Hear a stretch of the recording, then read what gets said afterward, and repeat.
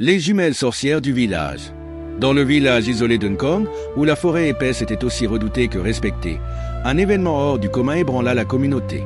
Un soir d'éclipse lunaire, une jeune femme nommée Ada accoucha de jumelles. La première, Amara, naquit sous un silence surnaturel, tandis qu'à l'arrivée d'Adia, un cri strident fendit l'air. La sage-femme, tremblante, murmura « Ces enfants portent la marque de l'étrange ». Les villageois qui attendaient dehors sentirent une brise glaciale descendre de la montagne. Le chef du village, présent pour bénir les nouveau-nés, fronça les sourcils. Deux hiboux, perchés sur un arbre proche, ululèrent en rythme. On racontait que les hiboux étaient les messagers des esprits. En grandissant, Amara et Adia montrèrent des talents inhabituels. À 5 ans, elle jouait dans un champ de maïs lorsqu'Adia murmura des mots incompréhensibles. En un instant, le vent se leva, renversant les épis. Amara, elle, avait un don pour apaiser. Les enfants blessés ou tristes venaient vers elle, et son toucher semblait les guérir. Mais ces dons, au lieu de susciter l'admiration, alimentèrent la peur. Un jour, un jeune garçon, fils du forgeron, disparut dans la forêt. Quand on le retrouva, il marmonnait des choses insensées sur des ombres dansantes et des voix chantant en écho. Il jurait avoir vu les jumelles là-bas, même si elles étaient restées au village toute la journée. Les soupçons grandirent. Étaient-elles capables de se projeter dans la forêt?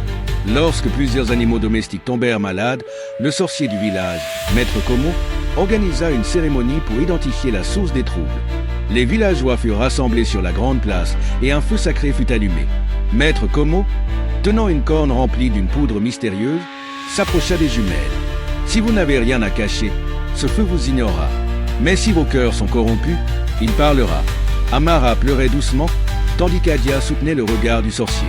Lorsque la poudre fut jetée dans les flammes, une colonne de fumée noire monta dans le ciel. Les villageois reculèrent en hurlant. C'était le signe qu'ils redoutaient. Les jumelles furent accusées de sorcellerie. Le conseil du village décida de les bannir. Leur mère, Ada, supplia en vain. Les jumelles furent conduites au bord de la forêt, là où personne n'osait s'aventurer, car on disait que des esprits anciens y résidaient. Avant de partir, Amara murmura « Nous reviendrons. Mais ce jour-là, ce ne sera pas pour vous demander pardon. » Adia, silencieuse, posa une main protectrice sur l'épaule de sa sœur. Elles disparurent dans les ombres des arbres, tandis que les villageois observaient avec un mélange de soulagement et de culpabilité.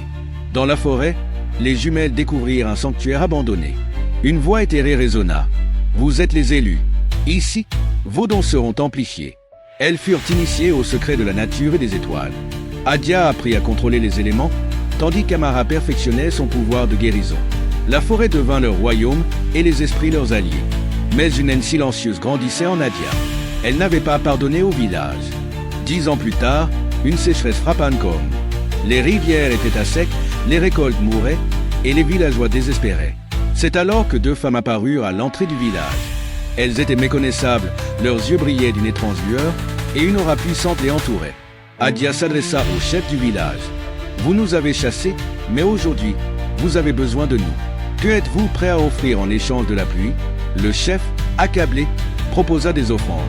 Mais Adia refusa. « Non, dit-elle. Nous voulons que vous reconnaissiez votre erreur et que vous nous acceptiez tels que nous sommes. » Amara, plus douce, ajouta. « Nous voulons aussi que plus jamais un enfant ne soit banni pour ce qu'il ne comprend pas encore. » Après un long silence, le chef tomba à genoux et présenta ses excuses. Les villageois suivirent. Amara, touchée, leva les mains vers le ciel. Une pluie bienfaisante commença à tomber, redonnant vie au champ. Adia, bien que réticente, finit par sourire. Dès lors, Amara et Adia furent respectées comme des gardiennes d'Uncombe.